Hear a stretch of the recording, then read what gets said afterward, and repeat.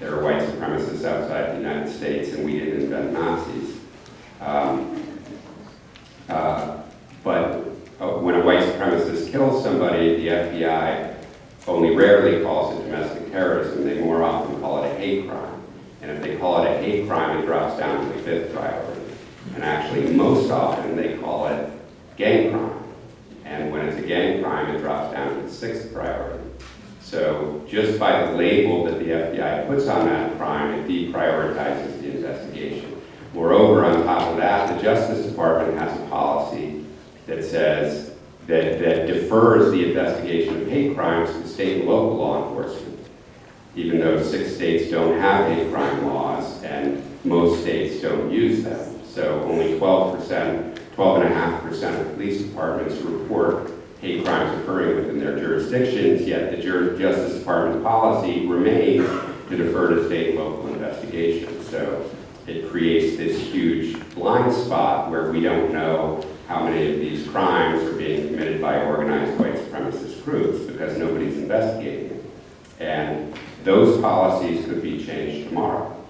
The Justice Department could make that change, but they're not making that change. They're instead pleading Congress to broaden their domestic terrorism authorities, which I believe aren't going to be used against white supremacists any more than they are now. They're going to be used to continue targeting environmentalists, the so-called black identity extremists, other groups. In fact, the President of the United States came out and said that anti-fascism is the domestic terrorism threat today, when, again, there's not a single homicide in the United States related to anti-fascist activity. So you wonder where they're getting that idea, and it becomes just political, and it's just a matter of using that label to target their political opposition.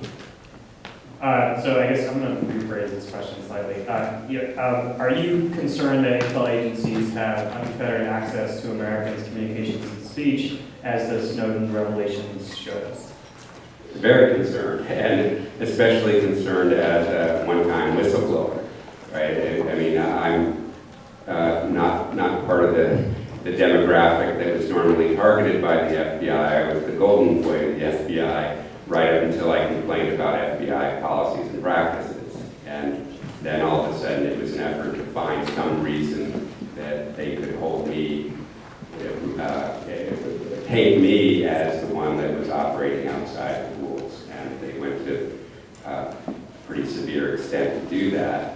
So I know that broad collection that's just holding this information actually poses a continuing threat. And you might not be targeted today, but whenever you run for office against somebody that the establishment wants in office, it's easy to go to this vast trove of information and pull out something that might not be illegal, but would be embarrassing if it leaked.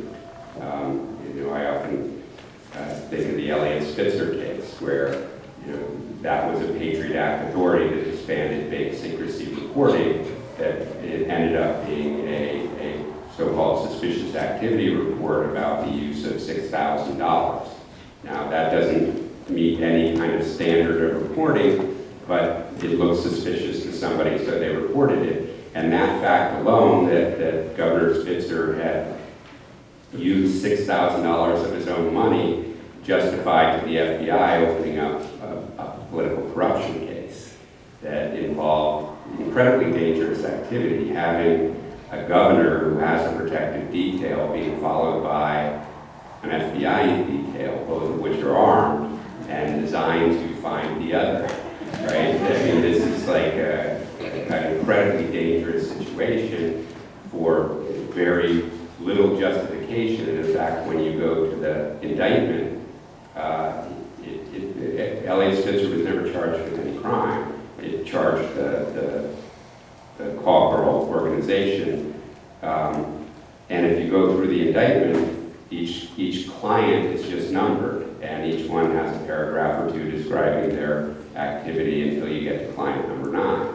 And then there was egregious detail that was clearly designed for no legal purpose, just to embarrass and effectively cause the governor to resign. So in other situations, you can find just as easily the way that that kind of power over you, that informational disadvantage you have, gives them so much power to challenge somebody who's just complaining about the system, just a whistleblower or somebody who is running on an agenda that runs contrary to what the people who have access to that information want to have. It's sort of amazing to think back to a political time where that would embarrass someone into resigning. Given the FBI's ability to repel every attempt to tame it, from the Church Commission to the Obama administration, although I'm not entirely sure the Obama administration tried very hard, would Americans be better off abolishing the FBI and starting from scratch? And this was actually a topic of discussion if people are old enough to remember. It's one thing with the interns at the Brennan Center that I find out how old I am regularly. But you know, if those my age who remember back to that time, that there was a discussion of creating a different agency, an MI5 style domestic intelligence agency. And I was against the idea then, and I remain against it. I think that there is a part of the FBI that can be very effective in keeping communities safe and holding the most powerful to account, as Theodore Roosevelt suggested. So I think there's something worth saving there. I think it's that we need it to be a very different agency that is above all transparent. I mean, one of the things that I found working the criminal justice side, that transparency often reduced skepticism. When I was undercover with the anti-government militia group in Northwest Washington, there were 8 or 10 defendants, and there was a long trial, about 6 weeks. I was on the stand for 6 days, which is no fun, cross-examined by 8 or 10 defense attorneys. And with the militia groups, there was a lot of popular support. There were a lot of groups that came out to the trial every day and would voice support for these people that weren't part of the case. They were people who were under investigation. They just were sympathetic to the viewpoint that these people were promoting. So they were there for the entire 6 weeks, so it created this weird little family environment with law enforcement and these anti-government militia types. And at the end of the trial, even before the verdicts had come back, one of the gentlemen came up and asked to shake my hand. And I shook his hand and he said, I just want to thank you for what you did here, because I sat through the trial and I saw the evidence, and it's very clear to me these people were going to hurt somebody, and that would have been very bad for my movement.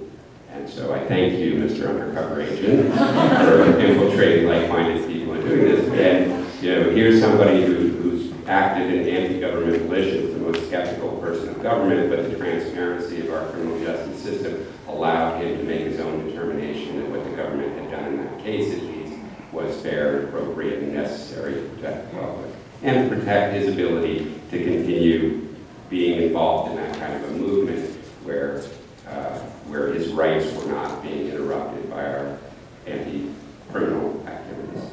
So you're pretty critical of the FBI. I mean, this book is a book-length criticism of the Bureau's failures, but you're also pretty adamant that an agency of a certain type is necessary. So envisioning a world in which the FBI is a law enforcement agency that protects Americans from violence, that prosecutes people who deserve and need to be prosecuted, and is working on holding the most powerful to account, not simply the people who are easiest to make cases against. How do we even get there? What does that look like? Well, I think it starts out with a new bipartisan comprehensive review of all of the post-9/11 authorities and programs and activities to find first what's effective.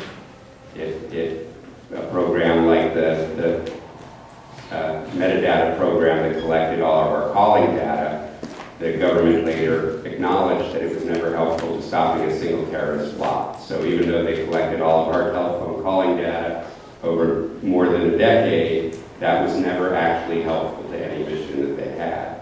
So why keep that around? And if you think we shouldn't keep that around, reach out to your member of Congress, because we're actually going to have that debate this winter, where again the Patriot Act is up for reauthorization. So part of it is making sure that these authorities that we're giving them are actually necessary to a legitimate goal. And then if this is something that can be used legitimately, how do we cabinet it properly and write strong guidelines to ensure that it's never being abused and can't be abused, and that if it is abused, that that's discoverable, not just by the overseers in Congress and the courts, but by the general public, so we can have a common understanding of what this agency's authorities are and how it's supposed to operate. So you describe this like in the book that I think is sort of, you mentioned today, is sort of repeating itself, which is every time there is a type of violence that becomes particularly focused on in the public eye right now, it's white supremacy because of all the shootings we've seen before it was 9/11 and radical jihadism. How do you avoid this cycle where there's some sort of catastrophe? And then the FBI says, well, if you want us to stop this, you're going to have to repeal these constitutional rights. How do you avoid that? Even if, say, we follow the path that you